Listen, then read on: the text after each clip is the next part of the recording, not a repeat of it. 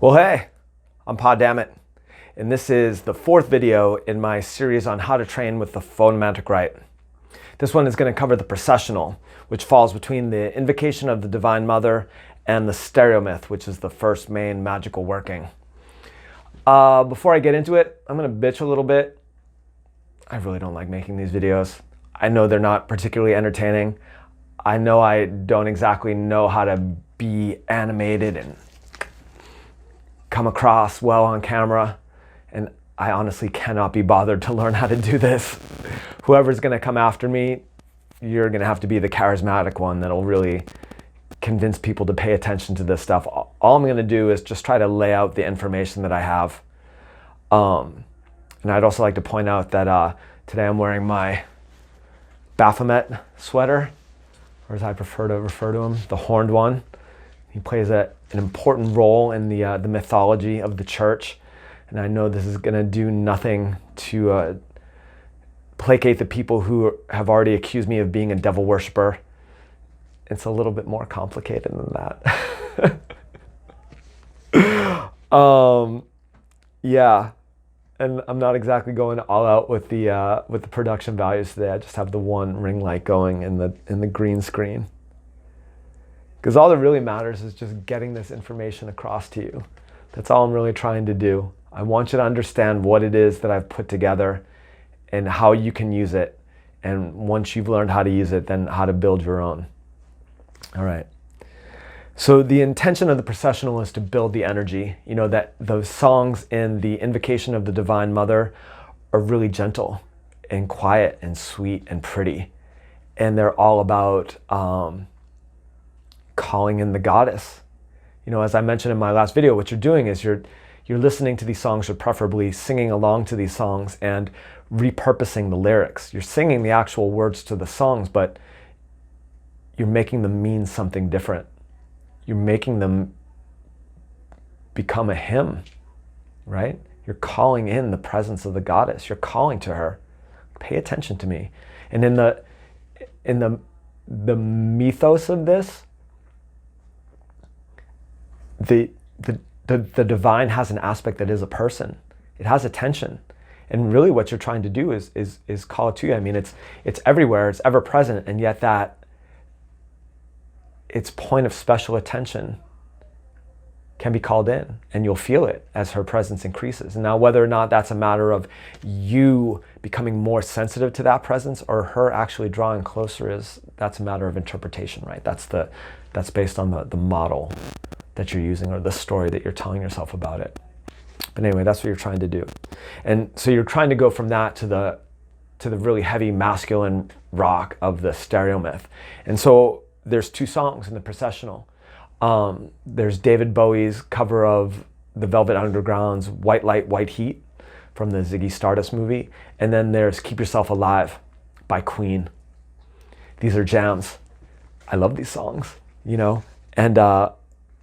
And so one thing, this might be a perfect opportunity to explain that the first church of David Bowie is not about worshiping David Bowie. I use that name for a couple reasons. One is that it's catchy. When I tell people, oh, I've got a show, it's called The First Church of David Bowie Shamanic Cabaret, they're always like, tell me more. You know, it's funny. And then the other reason is the way that this whole thing started was, in the summer of 2017, I had stumbled across this way to induce certain kinds of visionary trance states by listening to music on mushrooms. And people have known forever that psychedelics and music go great together, or dope, or whatever. You know, you get high and listen to The Dark Side of the Moon, or you take acid and go to the planetarium, whatever, you know.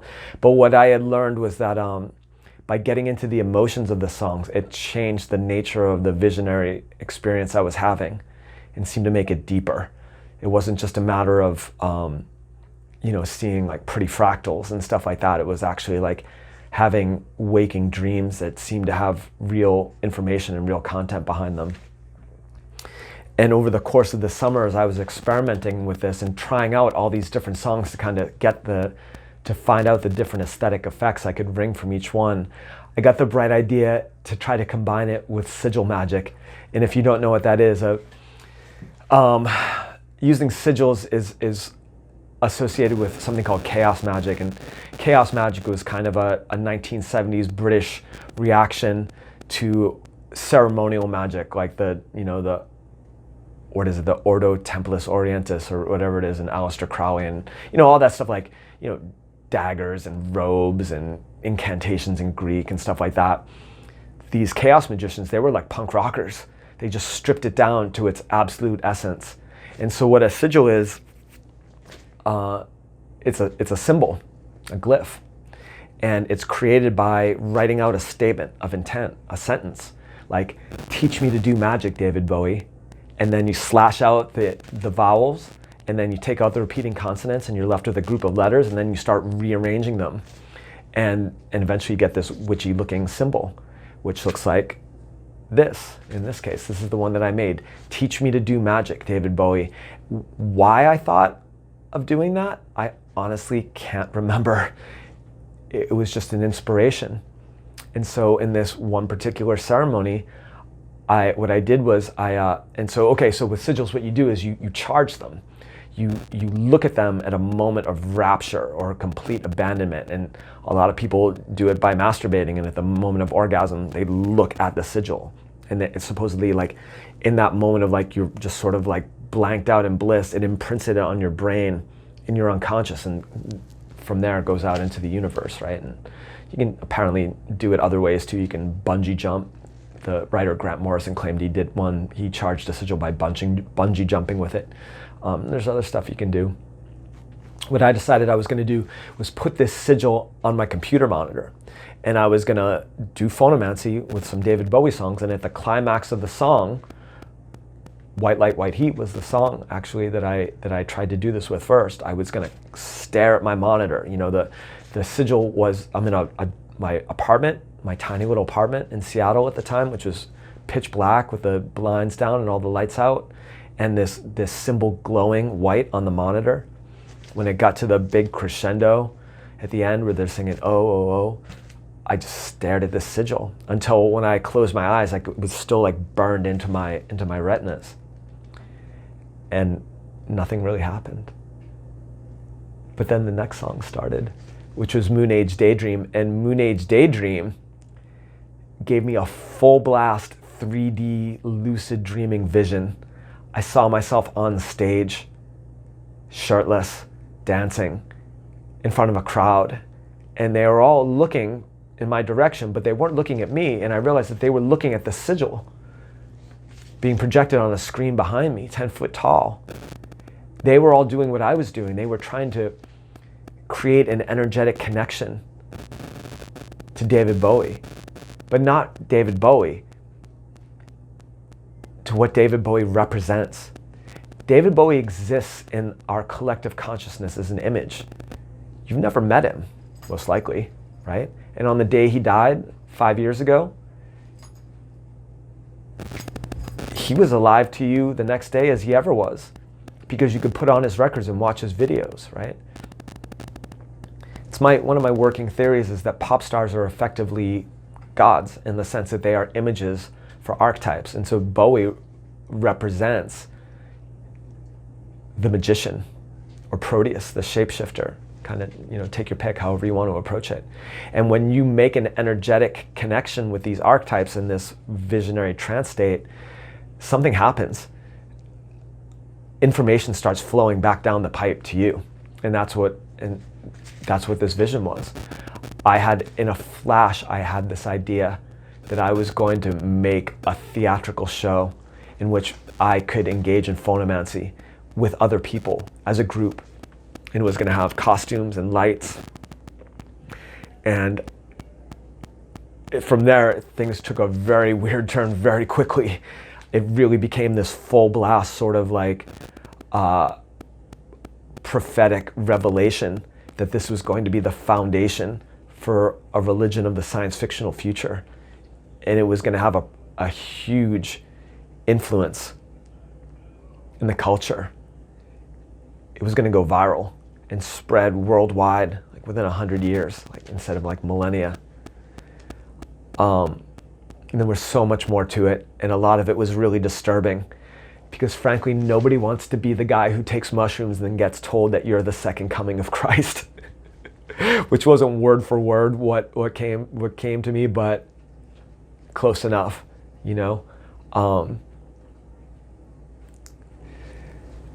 So that's why it's the First Church of David Bowie, for that initial inspiration.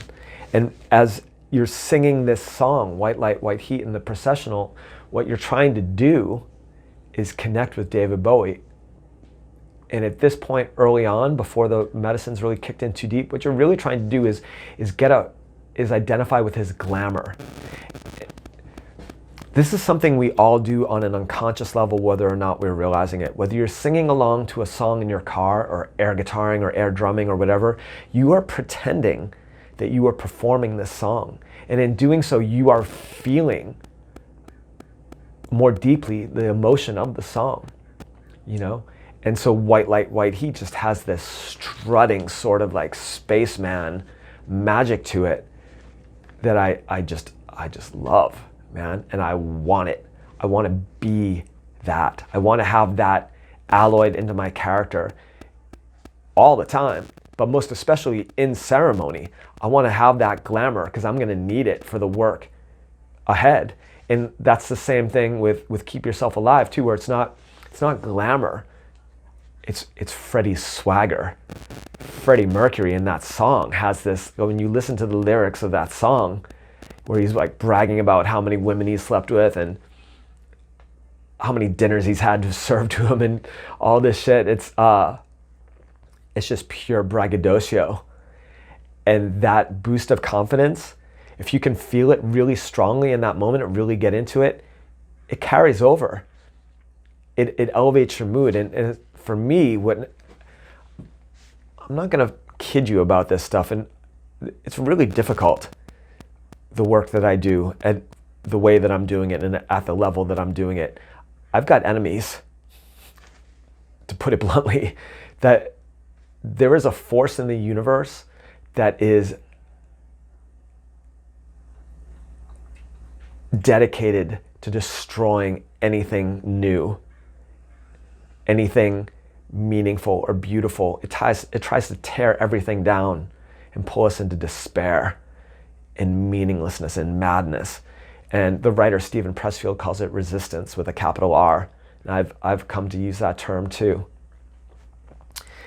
And you get to recognize it when it arrives in ceremony, because everything will be going great, and then all of a sudden there'll be an instantaneous spiraling panic that comes out of nowhere for no particular reason.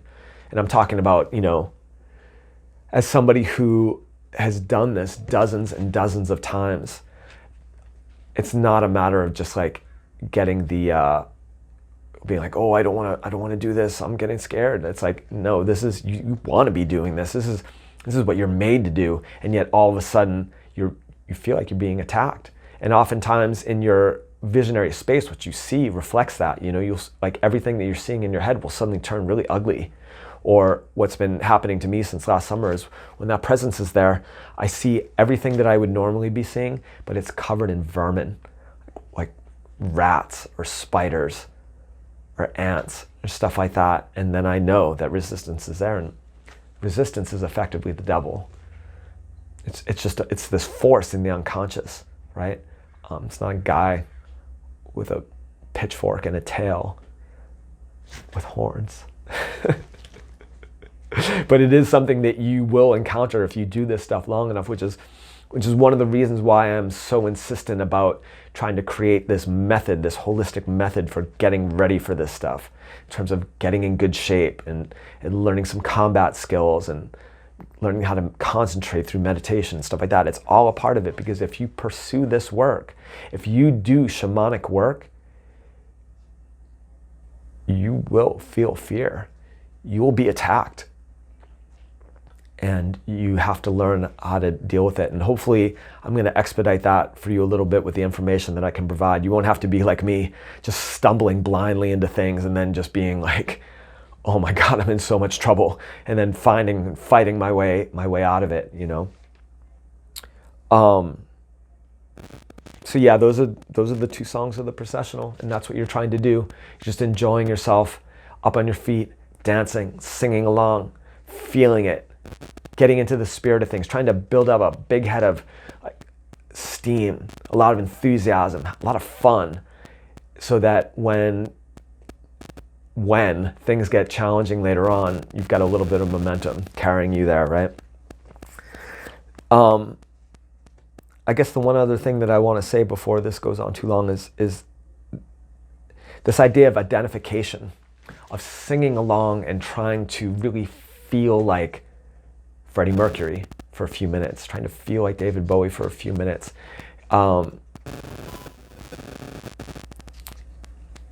It has a deeper application later in the ceremony when the medicine's kicking in more fully, when you are trying to identify fully with the song. I mean, one of the reasons why you work so hard on your singing is that eventually you can sing along with the song and barely notice a difference between your voice and what's coming through the speakers. And then ultimately, what you want is to hear the voice coming through the speakers as your voice. Like you do this neat little bit of neural remapping where you can feel yourself producing the sound, but what you're hearing is actually, Perry Farrell singing or Sia singing or whoever it is at that point in the ceremony. And you're hearing it as your voice. And that exponentially increases the depth of the visionary experience. That totally helps you transcend the ego and enter into belief space, as I call it, right? Where you are in the next world. You can have visions of the afterlife. But it also has, identification also has a useful application to your everyday life too, where you can actually start building a personality. You can work on your own personality and your character by paying careful attention to who you admire and who you might like to emulate. And by singing along with different songs, you really get into the spirit of that vocalist, and you will start to take on some of those characteristics of that vocalist personality. It's inevitable, just like you would for anybody that you spend a lot of time with. And certainly you may have noticed it if you've ever been in love with somebody or had a great friend, you pick up little habits from them, little sayings or little gestures and things like that, attitudes maybe. You pick those up. They become part of you. And it's the same with these people that we spend time with through our media, whether it's the music that we sing along to or the movies that we watch or whatever. So pay careful attention to what you like and realize that at some level, the actors that you like, or again, the singers that you like, are signposts pointing to the kind of person you'd like to be. And once you realize that, you can start consciously working on that, consciously trying to incorporate more of that influence into your life and make yourself a more complex and fully realized person. All right. Thus endeth the lecture. This is Dammit saying, what am I supposed to say? Oh yeah. If you're going to say yes to any pleasure in life, you have to say yes to every pain. Do it for your ma. I'm an alligator. I'm a mama, papa coming for you.